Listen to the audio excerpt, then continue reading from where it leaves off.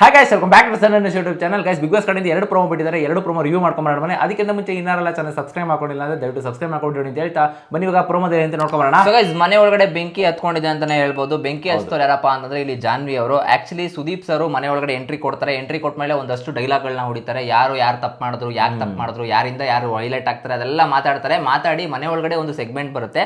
Segment ಏನಪ್ಪಾ ಅಂತಂದ್ರೆ 3 ಜನದ ವೈಲ್ಡ್ ಕಾರ್ಡ್ ಎಂಟ್ರಿಗಳ ಬಗ್ಗೆ ಏನಿರುತ್ತೆ ನಿಮ್ಮ ಅಭಿಪ್ರಾಯನ ತಿಳಿಸಿ ಅಂತ ಎಲ್ಲಾ ಕಂಟೆಂಟ್ರಿಗೂ ಹೇಳ್ತಾರೆ.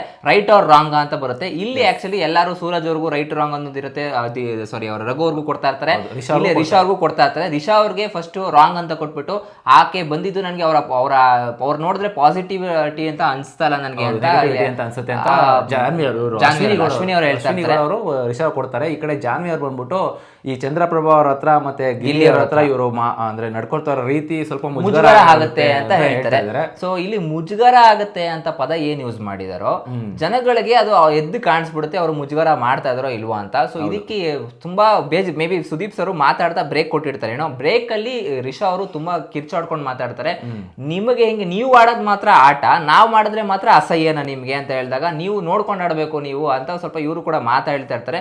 ಇಲ್ಲ ಒಂದ್ ಕಡೆ ನನ್ಗೆ ಏನ್ ಅನ್ಸಿತ್ತು ಅಂತಂದ್ರೆ ನನಗೆಲ್ಲೋ ಮುಜುಗರ ಅನ್ನೋದಕ್ಕಿಂತ ಮುಜುಗರ ಎಲ್ಲಾಗಿದೆ ಗುರು. ಈಗ ಅವರ ಒಂದು ಮೈಂಡ್ ಸೆಟ್ ಅಲ್ಲಿ ಬಂದಿರೋದ್ರಿಂದ ಜನಗಳಿಗೆ ಎಂಟರ್ಟೈನ್ಮೆಂಟ್ ಮಾಡಬೇಕು ಅಂತ ಬಂದಿರೋದು. ಅವ್ರ ಜೊತೆ ಸಂಬಂಧ ಬೆಳ್ಸಕ್ ಬಂದಿಲ್ಲ. ಯಾರೋ ಒಂದು ಹುಡುಗಿ ಇಬ್ಬಿಬ್ರು ಹುಡುಗನ ಜೊತೆ ಸಂಬಂಧ ಬೆಳ್ಸಕ್ ಚಾನ್ಸ್ ಇಲ್ಲ. ಅದು ಎಸ್ಪೆಷಲಿ ಅಷ್ಟು ಕ್ಯಾಮ್ರಾ ಇದ್ಬೇಕಾದ್ರೆ ಯೋಚನೆ ಮಾಡ್ತಾರೆ ಏನ್ ಮಾಡ್ತಾ ಇದೀನಿ, ಏನ್ ಬಿಡ್ತಾ ಇದೀನಿ ಅಂತ. ಯಾಕಂದ್ರೆ ಚಂದ್ರಪ್ರಭಾ ಅವ್ರ ಅಣ್ಣನ ಸ್ಥಾನದಲ್ಲಿ ಇರ್ಬೋದು, ಗಿಲ್ಲಿ ಬಂದ್ಬಿಟ್ಟು ಫ್ರೆಂಡ್ ಆಗಿರ್ಬೋದಲ್ಲ, ಇಲ್ಲಾಂದ್ರೆ ನಾರ್ಮಲ್ ಒಬ್ಬ ಕಾಮಿಡಿಯನ್. ಯಾಕಂದ್ರೆ ಅವ್ರಿಗೆ ತುಂಬಾ TRP ಸಿಗ್ತದೆ ಅವರ ಕ್ಯಾಮ್ರಾ ಅವ್ರ ಮೇಲೆ ಇರೋದ್ರಿಂದ.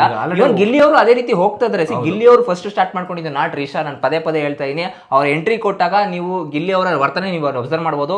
ಏನೋ ಒಂಥರ ಖುಷಿ ಆಗೋಯ್ತು. ಇವಾಗ ಹೆಂಗೆ ಸೂರಜ್ ಅವ್ರು ಬಂದಾಗ ಹುಡುಗಿರ್ಗಳು ಎಷ್ಟು ಖುಷಿ ಆಗ್ಬಿಟ್ಟು, ರಾಶಿಕಾ ಶೆಟ್ಟಿನೂ ಅಂದ್ರೆ ನಮ್ಗೊಂಥರ ಮುಜುಗರ ಆಗುತ್ತಪ್ಪ. ಹುಡುಗಿ ಇಬ್ರು ಸೇರ್ಕೊಂಡು ಆ ಕಡೆ ಮೂಲೆಯಲ್ಲಿ ಕುತ್ಕೊಂಡು ಮೊನ್ನೆ ಫ್ಲರ್ಟ್ ಮಾಡ್ತಿದ್ರಪ್ಪ ಯಾರು ಚಂದ್ರ ಯಾರು ಸೂರಜ್ ಅಲ್ಲಲ್ಲ. ಇವ್ರಿಗೆ ಮುಜುಗರ ಅಂತ ನೋಡಕ್ ಹೋದ್ರೆ ಬಟ್ಟೆ ವಿಚಾರದಲ್ಲೂ ಎಷ್ಟೋ ಮುಜುಗರ ಆಗುತ್ತೆ. ಬಟ್ಟೆ ಮೇಲೆ ಜನಗಳಿಗೆ ಮುಜುಗರ ಆಗುತ್ತೆ. ಅದ್ಯಾಕೆ ಇವ್ರು ಆಕ್ಚುಲಿ ಇದು ಮಾತಾಡ್ಬಿಡುವುದಾಗಿತ್ತೇನೋ, ಬಟ್ ಅದೆಲ್ಲ ಒಂದ್ ಕಡೆ ತಪ್ಪಾಗತ್ತೇನೋ ಅಂತಾನು ಸುಮ್ಮನಾಗಿದ್ದೇನೋ ರಿಷಾ ಅವರು. ಬಟ್ ಎಲ್ಲೋ ಒಂದ್ ಕಡೆ ಈ ಒಂದು ಪಾಯಿಂಟ್ ಅವಶ್ಯಕತೆ ಇರ್ಲಿಲ್ಲ ಮುಜುಗರ. ಯಾಕೆ ಇವ್ರು ಮಾತ್ರ ಬೇರೆಯವ್ರ ಬಗ್ಗೆ ಕುತ್ಕೊಂಡು ಟಾಂಟ್ ಮಾಡ್ಬೋದಂತೆ. ಹಿಂದೆ ಕುತ್ಕೊಂಡು ನೋಡಿ ಅಲ್ಲಿ ಊಟ ತಿಂತ ನಿನ್ನೆ ಎಪಿಸೋಡ್ ಅಲ್ಲೇ ಪಾಪ ಅವರು ರಘು ಅವರು ಹೊಟ್ಟೆ ಎಸಿತಾ ಇರುತ್ತೆ, ಏನೋ ತಿನ್ನಕ್ ಹೋಗ್ತಾ ಇರ್ತಾರೆ. ಅಲ್ಲಿ ನೋಡಿ ಮಿಯಾ ಒಂಥರ ಎಕ್ಸೋದು, ಆಮೇಲೆ ಆ ರಸಗುಲ್ಲ ತಿನ್ನಕ್ ಹೋಗ್ತಾರೆ ಮನುಷ್ಯನ್ಗೆ, ಅವನಿಗೆ ಇವನ್ಗೆ ಅಂತಾನೆ ಮಾತಾಡ್ತಾ ಇದಾರೆ. ಆಕ್ಚುಲಿ ಇಬ್ರು ಲೈಕ್ ಯಾರು ಅಶ್ವರ್ಯ ಮತ್ತೆ ಜಾನ್ವಿ ಅವ್ರು ಇಬ್ರು ಕೂಡ ಇಲ್ಲಿ ಎಷ್ಟು ಅವ್ರು ಮಾಡೋದು ಮಾತ್ರ ಸರಿ ಅನ್ನಿಸ್ತದೆ. ಬೇರೆಯವ್ರು ಏನಪ್ಪ ಅವರ ಸ್ಕಿಟ್ಗಳು ಜನಗಳಿಗೆ ಆಕ್ಚುಲಿ ಹೇಳ್ಬೇಕು ಅಂದ್ರೆ ಇಬ್ರು ಸೇರಿ ರಾಶಿ ಮತ್ತೆ ನಮ್ಮ ಗಿಲ್ಲಿ ಅವ್ರು ಏನ್ ಮಾಡ್ತಾ ಇದ್ರು ತುಂಬಾ ಎಂಟರ್ಟೈನ್ಮೆಂಟ್ ಆಗಿ ಅನ್ಸುತ್ತೆ ಗುರು. ನನಗೆಲ್ಲೂ ಫ್ಲರ್ಟ್ ಅಂತ ಅನ್ಸ್ತಲ್ಲ. ಅಲ್ಲಿ ಒಂದು ಆಂಗಲ್ ಅಲ್ಲಿ ಸ್ವಲ್ಪ ಎಂಟರ್ಟೈನ್ಮೆಂಟ್ ಇತ್ತು, ಬಟ್ ಅದನ್ನ ಜಾಸ್ತಿ ಮಾಡ್ಕೊಂಡ್ರು ಗಿಲ್ಲಿ. ಜಾಸ್ತಿ ಮಾಡ್ಕೊಂಡ್ರು ಅಂತ ಹೇಳೋದು ಒಂದು ಅರ್ಥ ಇತ್ತು ಅಲ್ಲಿ. ಇವರು ಅಸಹ್ಯವಾಗಿತ್ತು, ಮುಜುಗರ ಅನಿಸ್ತು ಅಂತ ಹೇಳೋದು ತಪ್ಪಾಗಿತ್ತು ಅಲ್ಲಿ.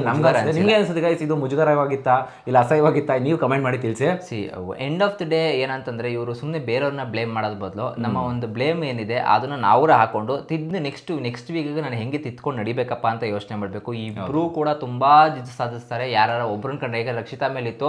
ರಕ್ಷಿತಾಗ ಆಕ್ಚುಲಿ ಅಡುಗೆ ಮನೆ ಒಂದು ಇನ್ಚಾರ್ಜ್ನ ಕೊಟ್ಟಾಗ ರಘು ಅವರು ಅವರ ಮಕ ಒಂಥರ ಹಳ್ಳೆಣ್ಣೆ ಕುಡಿದವ್ರ ಥರ ಆಗ್ಬಿಟ್ಟಿತ್ತು ಹೇಳ್ಬೇಕು ಅಂತಂದ್ರೆ. ಆ್ಯಂಡ್ ಎಸ್ಪೆಷಲಿ ಅದಾದ್ಮೇಲೆ ಕಿಚನ್ ಡಿಪಾರ್ಟ್ಮೆಂಟ್ಗೆ ಬಿಟ್ಟಾಕಂತ ಕಿಚನ್ ಇಂದ ಅಂತೀನಿ ಇವ್ರನ್ನ ಅಶ್ವಿನಿ ಅವ್ರನ್ನ ಯಾವಾಗ ಬಾತ್ರೂಮ್ ತೊಳೆಯಾಗಿ ಬಿಟ್ರು ಅಂತೂ ಇನ್ನೂ ಒಂಥರ ಅವ್ರ ಫೇಸ್ ವ್ಯಾಲ್ಯೂನೇ ಚೇಂಜ್ ಆಗ್ಬಿಡ್ತು. ಸೊ ಇದೆಲ್ಲ ನೋಡ್ತಾ ಇದ್ರೆ ಹೆಂಗ್ ಅನ್ಸುತ್ತೆ ಅಂತಂದ್ರೆ ಏನಕ್ಕೆ ಬೇಕು ಇವ್ರಿಗೆ ಇದೆಲ್ಲ ಮಾಡೋದ್ ಬದಲು ಅಟ್ಲೀಸ್ಟ್ ಗೇಮ್ ಕಡೆ ಕಾನ್ಸಂಟ್ರೇಷನ್ ಮಾಡಲಿ. ಮನೆ ಒಳಗಡೆ ಅವರು ಬೆಂಕಿ ಇನ್ನೊಂದು ಏನು ಗೊತ್ತಾ, ಆಕ್ಚುಲಿ ಸುಧೀರ್ ಅವ್ರು ಮಾಡೋದು ತಪ್ಪಲ್ವಂತೆ. ಅವ್ರು ಅವಾಗ ಇನ್ಸ್ಟೆಂಟ್ ಆಗಿ ಅವ್ರು ಸ್ಟ್ಯಾಂಡ್ ಡೌನ್ ತಗೊಂಡಿಲ್ಲ ಹುಡುಗಿಗೆ ನಿನ್ನ ಹತ್ರ ಬೈತಾ ಇದೆಯಾ ಅಂತ.